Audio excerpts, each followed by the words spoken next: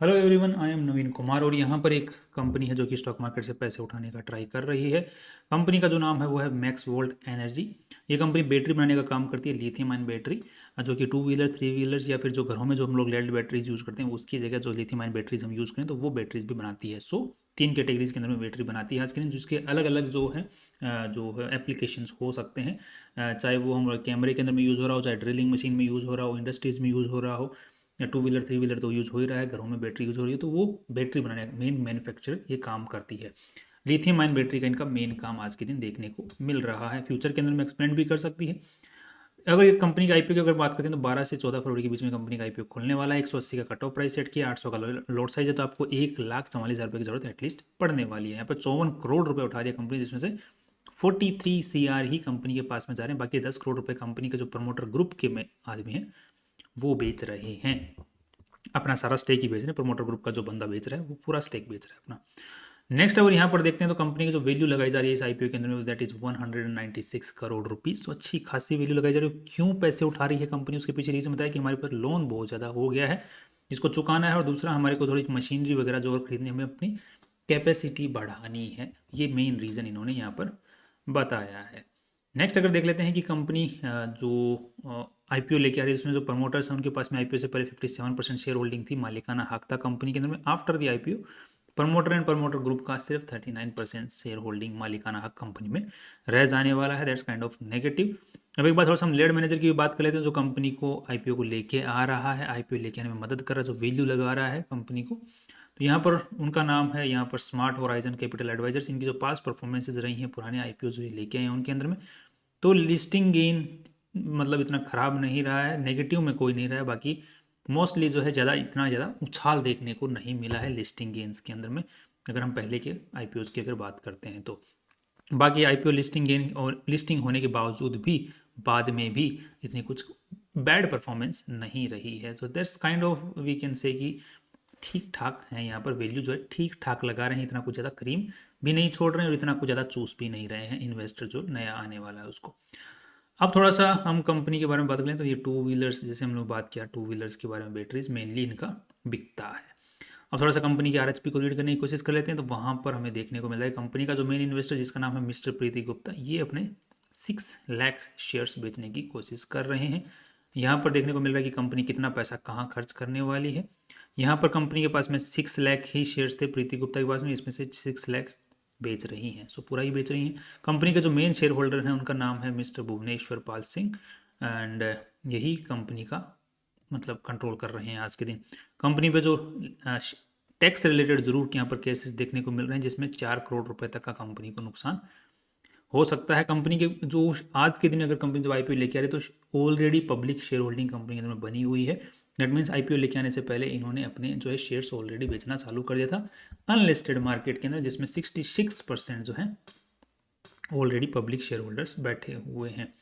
वो यहाँ पर अपना शेयर्स बेचते हुए नहीं दिख रहे हैं इस आईपीओ के थ्रू। हो सकता है लिस्टिंग होने के बाद में बेच सकते हैं, तो एक सेलिंग प्रेशर देखने को मिल सकता है आफ्टर द लिस्टिंग। नेक्स्ट अब देख लेते हैं कि कंपनी का जो शुरुआत किस तरीके से हुई। 2019 में कंपनी की शुरुआत हो गई थी, उसके बाद में इन्होंने अलग अलग जो माइलस्टोन्स हैं कंपनी को आगे पहुंचाने के लिए काम में लिए हैं, तो उनके आप लोग पॉज करके यहाँ पर वीडियो को पढ़ सकते हैं उसके बारे में। नेक्स्ट यहाँ पर कंपनी के भुवनेश्वर पाल सिंह के बारे में इन्फॉर्मेशन आप लोग यहाँ पर पढ़ सकते हैं पॉज करके, और ये इनकी जो रेम्यूनरेशन है महीने की 4 लाख रुपए सैलरी उठाते हैं उसकी इन्फॉर्मेशन। कंपनी जो ऑफिस वगैरह यूज़ ले रही है आज के दिन वो सारे ही लीज पर हैं, कोई भी मालिक कंपनी किसी भी ऑफिस का कोई भी प्रॉपर्टी की नहीं है आज के दिन। कंपनी जो लोगो यूज़ करती है max volt energy, that is registered in the companies name. And next company के अंदर में आज के दिन 97 एम्प्लॉयज़ काम कर रहे हैं। सो ठीक ठाक लेवल पे कम एम्प्लॉयज़ काम कर रहे हैं। मेनली जो एम्प्लॉयज़ काम कर रहे हैं वो सेल्स में ज़्यादा काम कर रहे हैं और प्रोडक्शन के अंदर में कम एम्प्लॉयज़ काम कर रहे हैं। नेक्स्ट यहाँ पर 1 सेकेंड, ओके। एंड यहाँ पर कंपनी का जो सोर्सिंग हो रही है, मतलब जो माल कंपनी मैन्युफैक्चर करती है तो कहीं ना कहीं से तो रॉ मटेरियल खरीदना पड़ता होगा, तो मोस्टली 33% जो मोस्टली रॉ मटेरियल है वो चाइना से आता है। बाकी जो डिपेंडेंसी ऑन चाइना है वो काइंड ऑफ वहीं पर इंटैक्ट है, बाकी पास्ट के मुकाबले बड़ी घटी मतलब स्टेगनेंट सी बनी हुई है। एंड इंडिया के अंदर में मोस्टली दिल्ली से, यूपी से, महाराष्ट्र से यहाँ से रॉ मटेरियल एक्वायर करते हैं ये लोग। नेक्स्ट कंपनी की जो इंस्टॉल्ड कैपेसिटी है जो कि 52% के ऊपर में आज के दिन कंपनी काम कर रही है। It's kind of okay. बाकी क्योंकि इन्होंने इंस्टॉल्ड कैपेसिटी जो है अभी रिसेंटली ही बढ़ाई है, उसके बाद में 52% पे काम करे। बाकी पिछले साल 2023-24 के मुकाबले तो कंपनी 94 पे पहुंची थी। इसलिए बोल रहे हैं कि हमारी जो सेलिंग हो रही है वो बहुत अच्छी खासी हो रही है, इसलिए हमको प्रोडक्शन बढ़ाने की ज़रूरत है। इसलिए कंपनी बोली कि हम और जो अप्लाइंसेज हैं उनके ऊपर में खरीदने में काम में लेने वाले, सो अपना प्रोडक्शन कैपेसिटी बढ़ाने में काम में लेने वाले इस IPO के पैसों को। कंपनी के जो टॉप कस्टमर्स हैं वहाँ से टॉप 10 कस्टमर से 90% रेवेन्यू कंपनी का आ रहा है। अगर हम पास डेटा को यहाँ पर चेक करते हैं तो जो dependency on the top 10 customers है वो यहाँ पर बढ़ती हुई दिख रही है। That's kind of negative, but the volume जो है वो बढ़ता हुआ दिख रहा है। दैट्स ऑल्सो गुड कि कंपनी की जो साख है वो अच्छी है। नेक्स्ट, कंपनी के जो टॉप 10 कस्टमर्स हैं उनसे कितना रेवेन्यू किससे आ रहा है उसकी आप लोग यहाँ पे लिस्ट पढ़ सकते हैं। साथ में ही कंपनी कुछ एक्स्ट्रा सर्विसेज भी प्रोवाइड करती है बैटरीज के साथ में। जैसे बैटरीज के साथ में इन्होंने BMS सर्विसेज प्रोवाइड कर रखी हैं, जो एक्स्ट्रा सर्विसेज हैं वो दे रखी हैं। जैसे जो जो GPS ट्रैकिंग लगी हुई है, बैटरी मेंटेनेंस का जो ऑलरेडी पैरामीटर उसमें सेट है, जो कहाँ पर कंपनी का कैसा यूसेज हो रहा है, कितना यूसेज हो रहा है, ज़्यादा लोड अनलोड, जो उसका ट्रैकिंग का डिवाइस है कंपनी ने ऑलरेडी सब कुछ जो चिप है वो बैटरी के अंदर में ही फिट करके दे रही है। That's kind of very good. Next, company का जो डीलर डिस्ट्रीब्यूटर्स, जो कंपनी का जो मेन रेवेन्यू आ रहा है वो डीलर और डिस्ट्रीब्यूटर्स के थ्रू आ रहा है। बाकी साथ में ही कंपनी ने जो अपने कस्टमर्स हैं उनके थ्रू भी टाइप कर सका, मैन्युफैक्चरर के साथ में भी टाइप कर रखा, तो वो अपनी बैटरी में जो बैटरी है इनकी बैटरी लगा के ही दे दें, तो वहाँ से जो रेवेन्यू है वो 11% ही आ रहा है। That is kind of in the increasing, not in the increasing order but in the decreasing order. So company जो मेन फोकस ले रही है वो मैन्युफैक्चरर्स पे ना ध्यान दे करके कंपनी जो ध्यान दे रही है वो डीलर्स एंड डिस्ट्रीब्यूटर्स के ऊपर में ध्यान दे रही है कि जो सेकंड टाइम जब यूज़ हो तब कंपनी की बैटरी बिके। क्योंकि यहाँ पर इस डेटा को देखते हुए हमारा अंदाज़ा यही लग रहा है। नेक्स्ट, कंपनी की जो मैन्युफैक्चरिंग है, कंपनी खुद ही मोस्टली अपना जो बैटरी बेचती है वो मैन्युफैक्चरिंग करती है। बाकी आउटसोर्सिंग भी काफ़ी सारा सामान है जो करवाती है, जैसे चार्जर हो गया, लेड बैटरी हो गई, इस टाइप का जो कि एक्स्ट्रा जो इनकी बैटरी के साथ में बेचना ज़रूरी है। साथ में कंपनी का जो मेनली रेवेन्यू आ रहा है वो स्कूटर, मतलब स्कूटी के लिए जो बैटरीज यूज होती हैं वहाँ से मेनली कंपनी का रेवेन्यू आज के दिन आ रहा है। अब बाकी ये और भी कंपनियां बैटरी बनाती हैं, जैसे ये 3 व्हीलर के लिए बनाती हैं, बाइक इनको लिए बनाती हैं, साइकिल्स के लिए, ये घरों में जो स्टोरेज यूज़ होता है घरों में हो गया, चाहे ऑफिस में हो गया, चाहे फैक्ट्रीज में यूज़ हो गया, सोलर पावर से जो एनर्जी होती है उसको स्टोर कर लो, रात को यूज़ करो, तो उसके लिए भी बैटरीज बनाती है। ये जो आपके दूसरे अप्लाइंसेज हैं छोटे मोटे जिनमें बैटरी यूज होती है वो भी बनाती है। So multiple time kind of batteries, multiple usage के हिसाब से कंपनी बैटरीज बना रही है। अब थोड़ा सा कंपनी की हम RHP के अंदर में बैलेंस शीट को समझ लेते हैं, उसके बाद में कंपैरिजन करके अपनी फाइनल रिव्यू के ऊपर में पहुंचने की कोशिश करते हैं। तो यहाँ पर टोटल पैसा कंपनी में लगा हुआ दैट इज़ अराउंड 53 CR, जो कि इसी साल इन्होंने पैसा बढ़ाया है और पैसा उठाया, दैट इज़ 15, पहले जो पिछले साल तो 11 करोड़ था, इस साल जो है इन्वेस्टर्स का जो पैसा है वो 24 करोड़ कंपनी में लगा हुआ, दैट इज़ अराउंड 50% के आसपास। तो उधारी का पैसा 50% कंपनी में लगा, 50% इन्वेस्टर्स का पैसा यहाँ पर लगा हुआ है। तो मेनली पैसा कहाँ अटका हुआ है, तो यहाँ पर इन्वेंट्री में, मतलब माल बन के तैयार पड़ा है वहाँ पर पैसा अटका हुआ है। दूसरा 20 करोड़ रुपया कंपनी का ट्रेड रिसीवेबल सेगमेंट में भी अटका हुआ है। That's kind of negative, but इतना नेगेटिव नज़र नहीं आएगा when we will see one more parameter, that is this the growth. यहाँ पर देखने को मिला 2022 में 6 करोड़ का रेवेन्यू, फिर 13 करोड़ का, फिर 48 करोड़ का, और अभी जो है 6 महीनों में 40 करोड़ का। तो इस साल उम्मीद है कि 80 करोड़ के रेवेन्यू पर ये पहुँच सकते हैं। सो ये जो ग्रोथ आ रही है, ये ग्रोथ मेन यहाँ पर देखने को मिल रही है, जो कि ट्रेड रिसीवेबल सेगमेंट में भी दिख रही है कि मार्केट में ये अपने जो प्रोडक्ट है उसको पुश कर रहे हैं, ज़बरदस्ती पुश कर रहे हैं।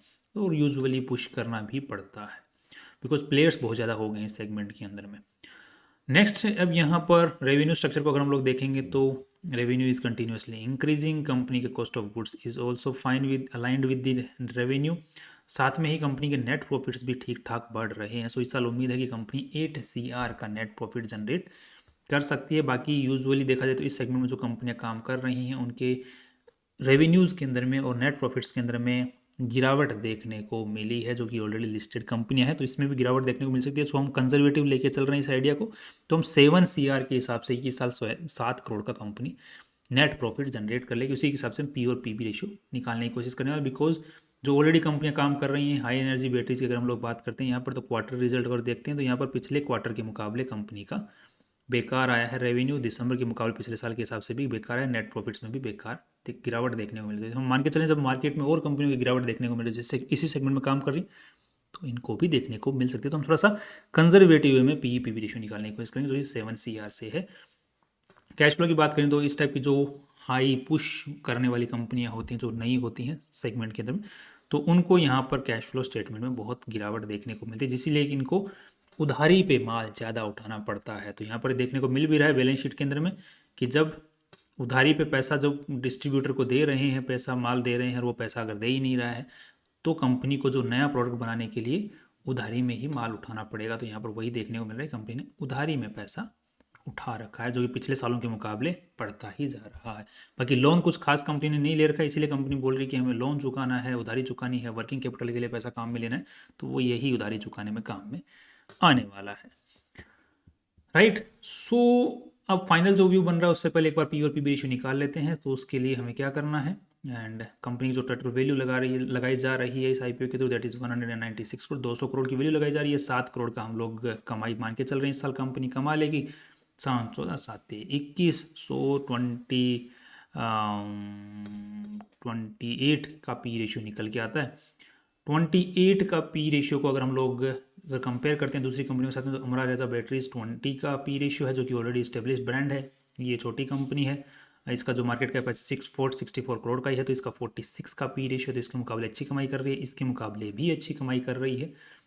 सो ओवरऑल अगर देखा जाए तो कंपनी जो अपनी वैल्यू लगा रही है वो ऑन एन एवरेज ठीक ठाक लेवल पे ही लगा रही है। दूसरा, क्योंकि हमारा राजा बैटरीज का पी रेशियो अच्छा है, बट वो एक इस्टेब्लिश्ड ब्रांड है ऑलरेडी। बट ये छोटी कंपनी, छोटी कंपनी में उछाल ज़्यादा अच्छा आता है, बिकॉज इनका अगर थोड़ा बहुत भी रेवेन्यू बढ़ गया, तो अगर 1000 करोड़ भी अगर इनका रेवेन्यू पहुंच गया, तो इनकी तो नेट प्रॉफिट में बल्ले बल्ले हो जाएगी, तो इनकी वैल्यूएशन तो 1000 करोड़ पहुंच जाएगी, तो 5 गुना तो वैसे ही होना भाई शेयर फिर। तो छोटी कंपनी में बढ़त ज़्यादा जल्दी आती है, इसलिए वहाँ पे पी रेशियो जो है हाई हो, तो थोड़ा बहुत हाई हो अगर इस्टेब्लिश ब्रांड के मुकाबले, तो it's not a big issue. बाकी कैश फ्लो स्टेटमेंट थोड़ा ख़राब है अभी आज के दिन, बट वो ग्रोथ को देखते हुए ठीक नज़र आ रहा है। नेक्स्ट अब देख लेते हैं कि कंपनी जो पीबी रेशियो उसकी अगर बात करते हैं, तो नेटवर्थ इज 24 CR, 43 करोड़ रुपए और कंपनी के पास में जा रहे हैं, दैट्स अराउंड 64 68 70 CR, 770 21, तो 3 का पीबी रेशियो बनता है। हम लोग अप्रोक्स से लेके चल रहे हैं, तो 2.7 5 19, तो देखा जाए तो कंपनी ने अपनी वैल्यू जो है नेटवर्थ के हिसाब से वो भी ठीक लगाई है। सो अब हवा किस तरह बनाई जा रही है कंपनी की आईपीओ की, उसको भी एक बार देख लेते हैं, ताकि हम लोग लिस्टिंग गेंस का हम थोड़ा सा सही अंदाजा लगा पाएँ। तो हवा अभी तो कुछ नहीं है, बाकी मोर देन अगर 50% लिस्टिंग यहाँ पर देखने को मिले, जो कि मुझे लगता है कि देखने को मिल सकती है, तो हम लोग लिस्टिंग गेन के लिए अप्लाई कर सकते हैं। बाकी शॉर्ट टर्म में मुझे ज़्यादा यहाँ पर उछाल देखने को ना मिले, ऐसा मुझे अंदाज़ा लग रहा है। बाकी लॉन्ग टर्म में मुझे ठीक लग रही है, बिकॉज कंपनी पुश बहुत अच्छे से कर रही है। बाकी एक रिस्क भी नज़र आ रहा है, दैट इज़ कि ये कंपनी जो इस सेगमेंट में काम कर रही है, दैट इज़ 2 व्हीलर के सेगमेंट की बैटरीज मेनली इनकी बिक रही हैं। तो यहाँ पर जो ऑलरेडी जो बड़े प्लेयर्स हैं, उन्होंने ऑलरेडी सस्ते के अंदर में टाइप्स कर लिए हैं, या फिर जैसे ओला जैसे बड़ा मैन्युफैक्चरर उसने खुद की ही फैक्ट्रीज लगा ली हैं। राइट, तो इनको शायद ऐसी कंपनियों की ज़रूरत ना पड़े। बाकी छोटे मोटे प्लेयर्स तो हमेशा ही बने रहते हैं मार्केट में, तो इनको उन प्लेयर्स को इनकी बैटरीज की ज़रूरत पड़ सकती है। सो हो सकता है कि ओला जैसे मान के चलो कि कोई, अब ये 2 व्हीलर जो बैटरी है उसके रिप्लेसमेंट की बैटरीज के ऊपर में खेल रहे हैं, कि जब रिप्लेसमेंट पे कोई बंदा आएगा तो वो हमारी बैटरी लेगा। तो वहाँ पर ओला तो अपने आप को ऑलरेडी उसके पास में उसने गीगा फैक्ट्री लगा रखी है बैटरीज की, तो वो तो सस्ते में, इनसे भी सस्ते में दे देगा।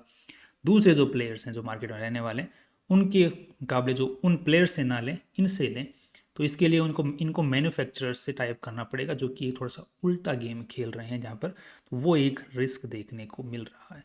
सो फाइनल लॉन्ग टर्म के हिसाब से मुझे लग रहा है कुछ ना कुछ ये निकाल लेंगे जुगाड़, बिकॉज आज तो बहुत ही छोटी कंपनी है, और आज के हिसाब से जो पुश है बहुत अच्छा है, एंड वर्कफोर्स अच्छा काम कर रही है। So I think I am hopeful, but risk बना हुआ है in the long run. That's all from my side. बाकी आपको भी डिसीजन पॉजिटिव नेगेटिव फाइनेंशियल वजह से एक बार पूछें, रिस्क कैपिटल को कंसर्न लें, और बाद में ही अपना हार्ड एंड पैसा लगाएं। Finally see you tomorrow.